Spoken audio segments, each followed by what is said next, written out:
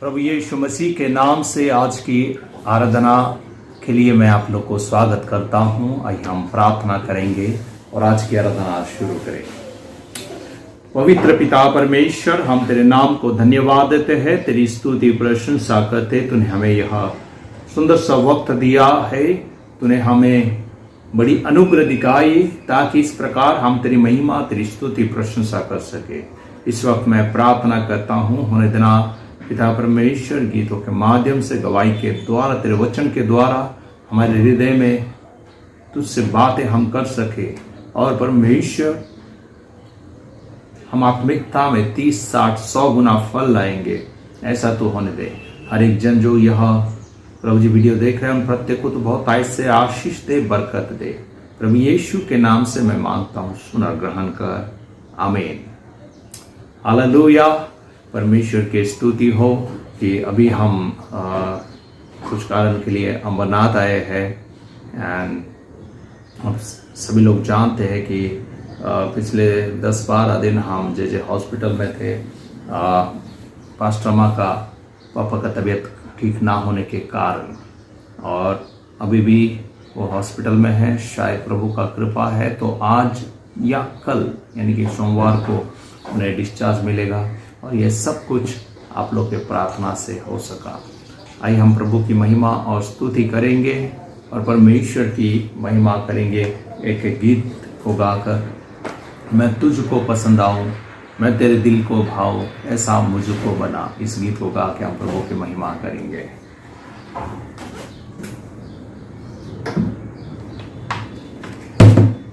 Yes.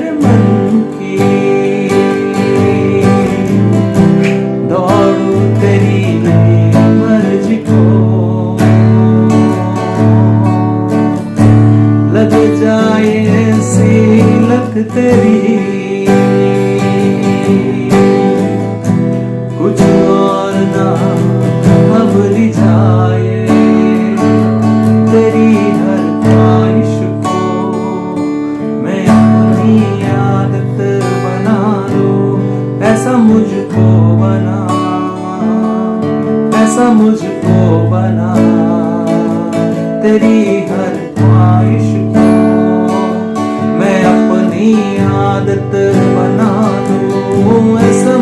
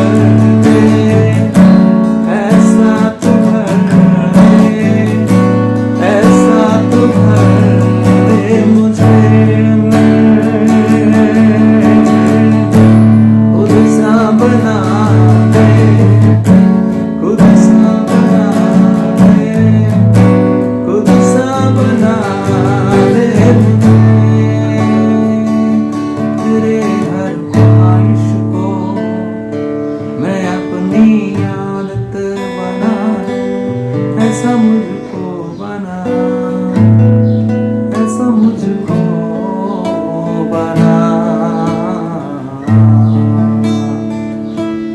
भाई हम प्रार्थना में रहे, परमेश्वर की स्तुति करेंगे।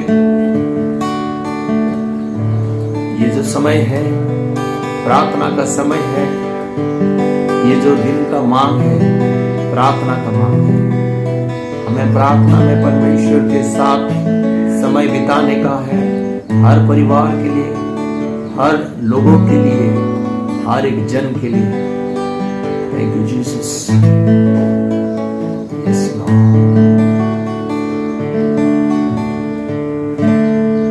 प्रार्थना करे, आराधना करे, वो अच्छा है, कितना भला है। प्रार्थना करे, आराधना करे, वो अच्छा है, कितना भला है। छुटकारा पाए हमेशा, छुटकारा पाए हमेशा। Thank you Jesus. परमेश्वर तुझे धन्यवाद देते हैं, तेरी स्तुति और प्रशंसा करते हैं। हम तेरे निकट आते हैं और प्रार्थना करते हैं। ये जो समय परमेश्वर कठिन घड़ी है, हर परिवार के लिए, हर लोगों के लिए, हमारे देश के लिए, पूरे दुनिया भर के लिए, ऐसे में हम प्रार्थना करते हैं कि तेरी बरकत प्रभु जी हम प्रत्येक के ऊपर हो।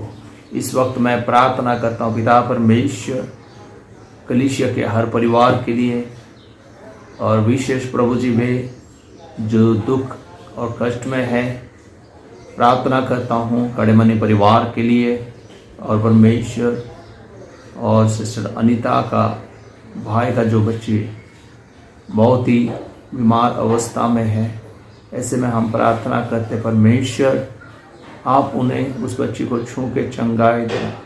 तेरा वचन कहता छोटे बच्चों को मेरे पास लाओ। प्रभु हम उस बच्ची को तेरे पास लेकर आते हैं, तू उन्हें छू के चंगाई देना पिता। प्रार्थना करते पिता परमेश्वर पास्टर माँ का पापा के लिए जो हॉस्पिटल में एडमिट है, प्रभु धन्यवाद देते हैं तूने प्रार्थना को सुना, और परमेश्वर वह डिस्चार्ज पाने जा रहे प्रभु जी, ये सब आपकी कृपा है। उनके हाथों में पाँव में परमेश्वर बल देने के लिए मैं प्रार्थना करता हूँ, सारी कमजोरी को दूर करना। प्रभु मैं प्रार्थना करता हूँ कलीसिया के हर परिवार के लिए, हर एक सदस्य के लिए, हर एक को तो नाम बना आशीष देना। हर एक जन यह वीडियो देखकर तेरे आराधना में शामिल है, उन प्रत्येक को तो बहुतायत से आशीष दे। धन्यवाद देते कि प्रार्थना को सुना, यीशु के नाम से मांगता हूँ, सुन ग्रहण कर, आमीन। प्रभु की स्तुति हो।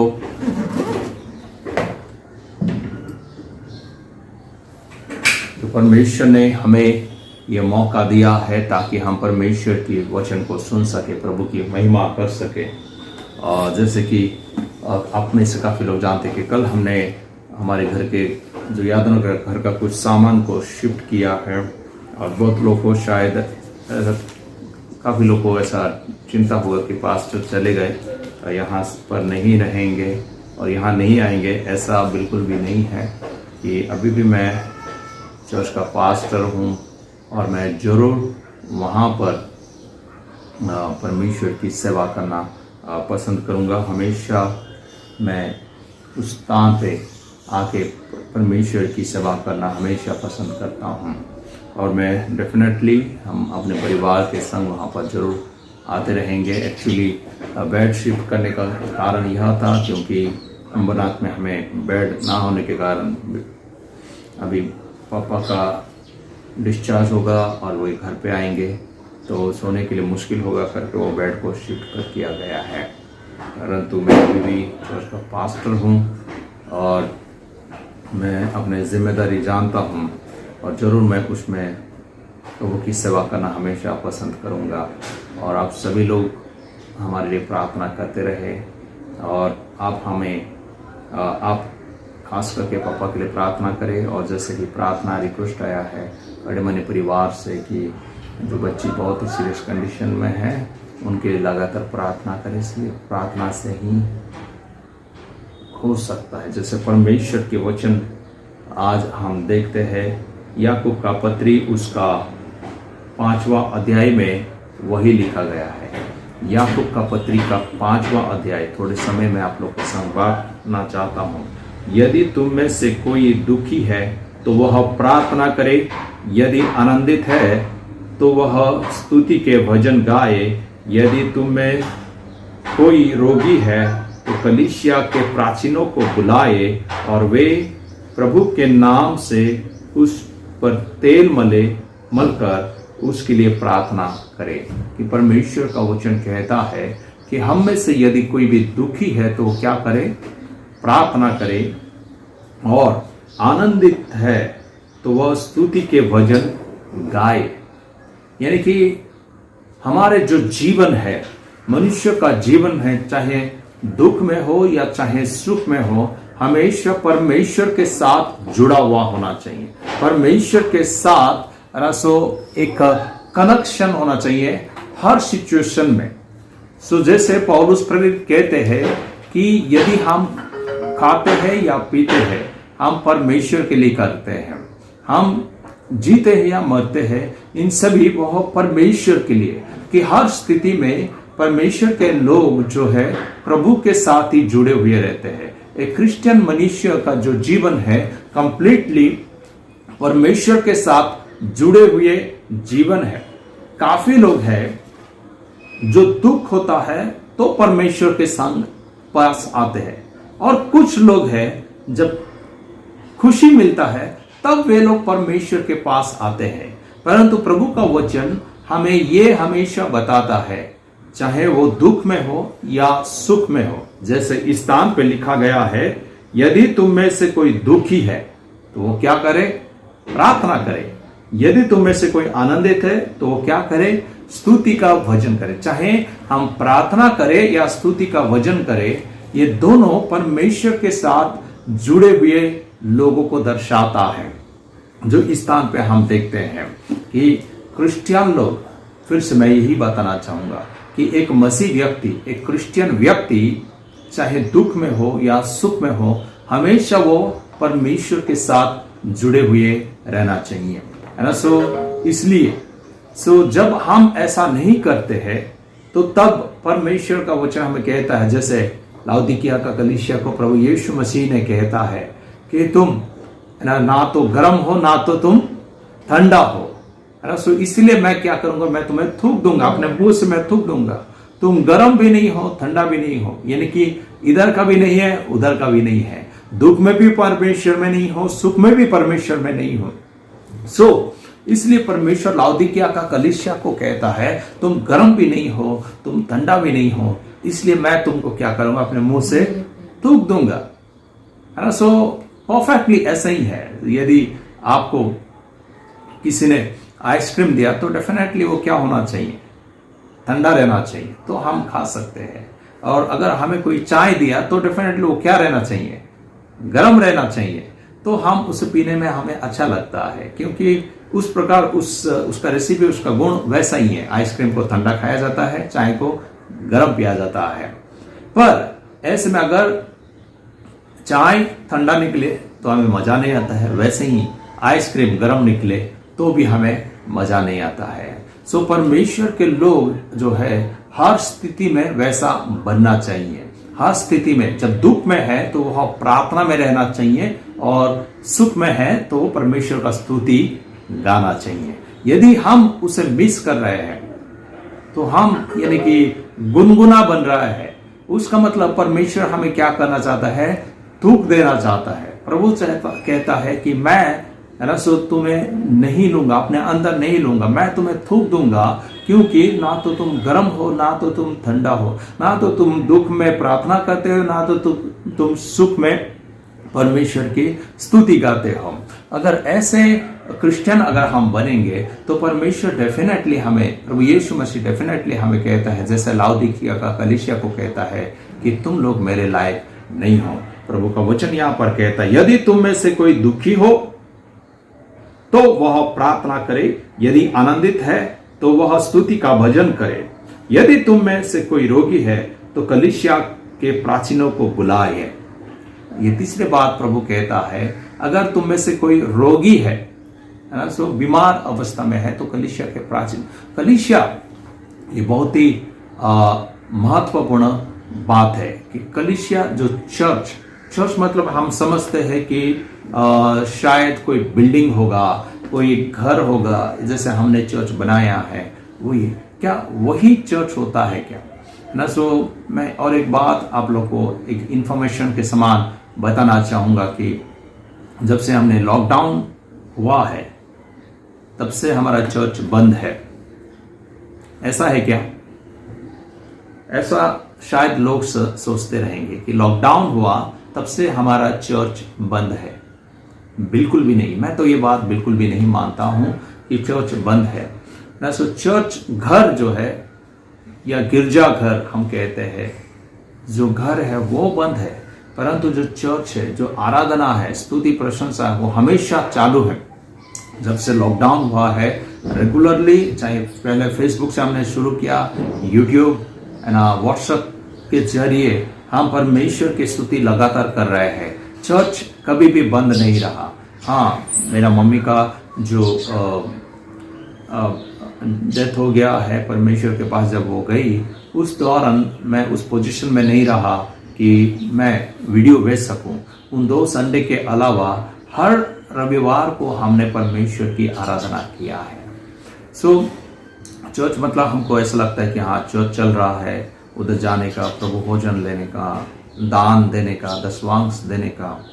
दशवांश के ऊपर भी मैं आप लोग को एक बताना चाहूँगा कि अगर आपके पास काम नहीं था लॉकडाउन की वजह से तो आप दशवांश नहीं दे पा रहे थे, वो सही बात है, कैसा कोई दे सकता है। परंतु अभी आपके पास काम है, आप काम पे जाते हैं, उसके बावजूद आप दशवांश नहीं दे रहा है, उसका मतलब डेफिनेटली आप है ना प्रभु के विरुद्ध पाप कर रहे हैं ना। सो आप सोच रहे हैं कि चर्च नहीं है तो हम कहाँ दशवांश देंगे।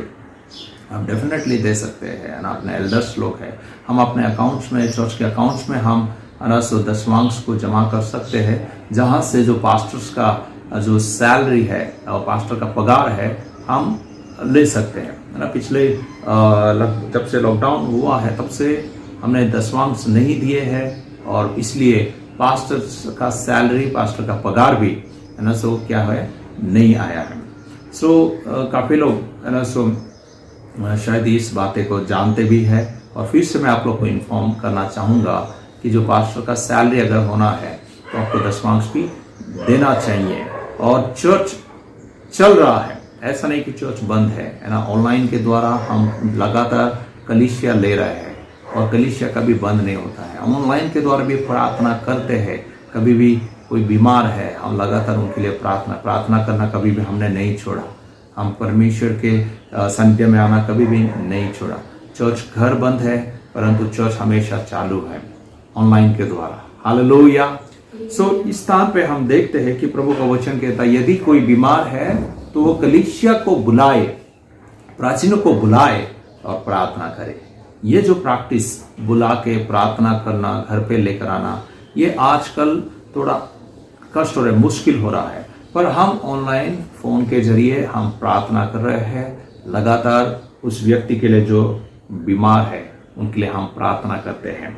और आगे क्या लिखा गया है, और वे प्रभु के नाम से उस पर तेल मल कर उसके लिए प्रार्थना करे और विश्वास की प्रार्थना के द्वारा रोगी बच जाएगा और प्रभु उसको उठाकर खड़ा करेगा। हालेलुया। विश्वास के प्रार्थना के द्वारा रोगी बच सकता है और प्रभु उसे उठाकर क्या करता है, खड़ा करता है। कि हमें प्रार्थना में समय बिताना बहुत ही जरूरी मेरे प्यारे भाई और बहनों। ये जो समय का जो मांग है वो प्रार्थना है। ये जो समय है हमें प्रार्थना में और परमेश्वर के वचनों में वक्त को बिताना है। इसलिए मैं आप लोग को कहना चाहता हूँ, चाहे आप दुखी हो या खुश हो या बीमार अवस्था में हो या नॉर्मल कंडीशन में हो, हमेशा क्रिश्चियन जीवन क्या है, परमेश्वर के साथ जुड़े हुए जीवन है। अगर हम परमेश्वर के साथ जुड़े हुए नहीं हैं उसका मतलब है हम ना ठंडा है ना गर्म है। परमेश्वर हमें क्या करते हैं, उगल देंगे, अपने मुंह से थूक देंगे। परमेश्वर ऐसा हमें कहते हैं। प्रभु हमें सहायता करे ताकि हम प्रार्थना में, परमेश्वर के वचन में बने रहे। प्रभु आप लोग को बहुत से आशीष दे। परमेश्वर आपको बरकत दे। आमीन। आइए हम प्रार्थना करेंगे। हे पवित्र पिता परमेश्वर, हम तेरे नाम को धन्यवाद देते हैं, तेरी स्तुति करते हैं। परमेश्वर, जो भी दिनों में कठिन परिस्थिति में भी हम परमेश्वर किसी प्रकार से समय निकाल के वीडियो बना के लोगों को भेजा और वे लोग देखकर तेरी स्तुति प्रशंसा किए, उन्हें तू सहायता कर ताकि प्रभु जी प्रत्येक जन तेरे आराधना में प्रार्थना में बने रहे, तुझ में वे लोग जुड़े रहे, ऐसा तू होने दे। प्रार्थना करता हूँ तेरी कृपा करुणा से तो हम प्रत्येक को भर देना, अनुग्रह से तू हम प्रत्येक को भर देना। पिता परमेश्वर, मैं प्रार्थना करता हूँ और धन्यवाद देता हूँ फिर से एक बार, जो हर एक जन प्रार्थना करने की वजह से पास्टर माँ का पिताजी के शरीर में जो चंगाई आया, उस चंगाई के लिए तेरे नाम को धन्यवाद देते हैं। हम फिर से प्रार्थना करते हैं कड़े मने परिवार में जो बच्चा बीमार है, उन्हें तू छू के चंगाई दे। सारे बीमारी तकलीफ कमजोरी को यीशु मसीह के नाम से दूर कर। प्रभु यीशु के नाम से हम मांगते हैं, सुन और ग्रहण कर। आमीन। आइए हम परमेश्वर से आशीष ग्रहण करेंगे। अब हमारे पिता परमेश्वर के अनुग्रह, प्रभु यीशु मसीह का शांति, पवित्र आत्मा का संगति हम प्रत्येक का संग आश्रय का सदा कल तक बने रहे। हे मेरे मन यहोवा को धन्य कहे, जो कुछ मैं पवित्र नाम को धन्य कहे। हे मेरे मन यहोवा को धन्य कहे और उसके किसी भी उपकार को ना भूलना। हालेलुया। परमेश्वर आपके संग रहे, आप सुरक्षित रहे, आशीषित रहे। और जरूर अगर आप लोग काम पे जा रहे हैं तो जरूर अपने अपने दशमांश आप अलग रखें। जब हम शुरू करेंगे तभी भी आप ला सकते हैं, या जब पास्टर विजिट के लिए आएंगे तो तब भी आप लोग अपने अपने दशमांश को आप जमा कर सकते हैं और उसके द्वारा आपको रिसिप्ट भी दिया जाएगा। प्रभु आप लोग को बहुत ऐसे आशीष देंगे। आमीन।